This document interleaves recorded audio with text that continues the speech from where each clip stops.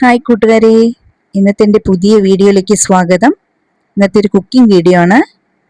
അതിൽ വെജിറ്റബിൾ കുറുമയാണ് ഉണ്ടാക്കുന്നത്. വെജിറ്റബിൾ കുറുമ ഉണ്ടാക്കാൻ വേണ്ട സാധനങ്ങൾ: തേങ്ങ, പെരുംജീരകം, അതുപോലെ തന്നെ മല്ലിയിലയും, ഇഞ്ചി, വെളുത്തുള്ളി, പച്ചമുളക്. അതിൻ്റെ കൂടെ പട്ടയും ഗ്രാമ്പു, 2 പട്ട, ഗ്രാമ്പു ഇതെല്ലാം ചേർത്തിട്ട് സെപ്പറേറ്റ് അരയ്ക്കണം. ഈ മല്ലിയിലയും ഇഞ്ചിയും വെളുത്തുള്ളിയും പച്ചമുളകും സെപ്പറേറ്റ് അരയ്ക്കണം. തേങ്ങയും പെരുംജീരകവും സെപ്പറേറ്റ് അരയ്ക്കണം. അങ്ങനെയാണ് ചെയ്യുന്നത്. പച്ചക്കറികൾ വേണ്ടത്: കോളിഫ്ലവറും ഉരുളക്കിഴങ്ങും, ഗ്രീൻ പീസ് വേണമെങ്കിൽ ചേർത്താം, ബീൻസ് ആണെങ്കിൽ ബീൻസ്, ക്യാരറ്റും. അങ്ങനെ കുറുമയിൽ ചേർത്തുന്ന പച്ചക്കറികൾ അറിയാമല്ലോ, അതെല്ലാം ചേർത്താം. പിന്നെ അരപ്പ് ഇങ്ങനെ പച്ചയ്ക്ക് നമ്മൾ അരച്ച് റെഡിയാക്കി വെക്കുക.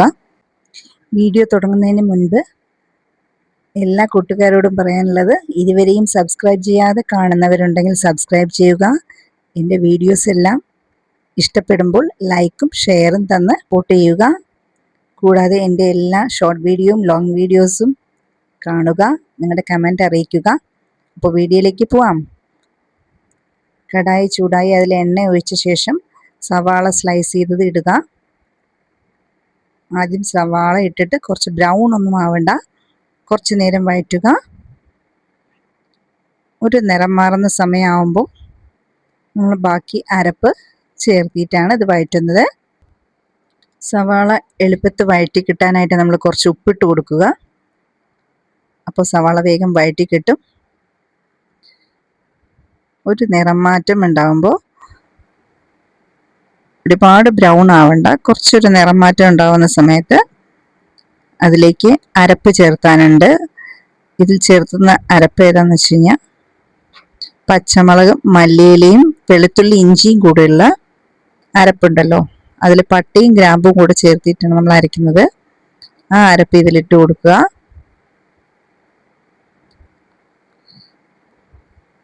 പച്ച കളറിലിരിക്കും, അതായത് മല്ലിയിലയും കൂടെ ഉള്ളത് കൊണ്ടാണ് ഗ്രീൻ കളറിലിരിക്കുന്നത്. മല്ലിയിലയുടെ മണമാണ് ഈ കുറുമയിൽ നന്നായിട്ട് കാണുക. അപ്പം നല്ലപോലെ ഇട്ട് കൊടുക്കുമ്പോഴാണ് അതിന് നല്ലപോലെ അതിൻ്റെ പച്ചമണം പോകുന്നത് വരെ നമ്മൾ വഴറ്റി കൊടുക്കുകയും വേണം. വഴറ്റുക എന്നുള്ളതാണ് ഇതിൽ ഏറ്റവും നന്നായിട്ടുള്ള പ്രോസസ്സ്. കുറുമയിൽ പച്ച ചൊയ ഇതിൻ്റെ പോകണമല്ലോ, എല്ലാം പച്ചക്കാണല്ലോ നമ്മളതിൽ അരച്ചിരിക്കുന്നത്, പട്ട ഗ്രാമ്പു ഇതെല്ലാം. സവാള വഴറ്റിയ ശേഷം അതിൽ തന്നെ നമ്മൾ ഈ അരപ്പും കൂടെ ചേർത്തി വഴറ്റുക. കുറച്ചൊരു 2-3 മിനിറ്റെങ്കിലും വഴറ്റേണ്ടി വരും, എന്നാലേ അതിൻ്റെ പച്ചമണം പോവുള്ളൂ. കുറച്ചു നേരം വഴറ്റാനായിട്ട് ടൈം എടുക്കും. വഴറ്റി കൊടുക്കുക. അതിലേക്ക് പച്ചക്കറി നമ്മൾ വേവിച്ച് വെച്ചതാണ്, കോളിഫ്ലവറും ക്യാരറ്റും ബീൻസും കൂടി ഉപ്പും മഞ്ഞൾപ്പൊടിയിട്ട് വേവിച്ചതാണ്. ആ പച്ചക്കറി നമ്മൾ ഇതിലിട്ടിട്ട് കൂടെ അങ്ങോട്ട് വഴറ്റുക.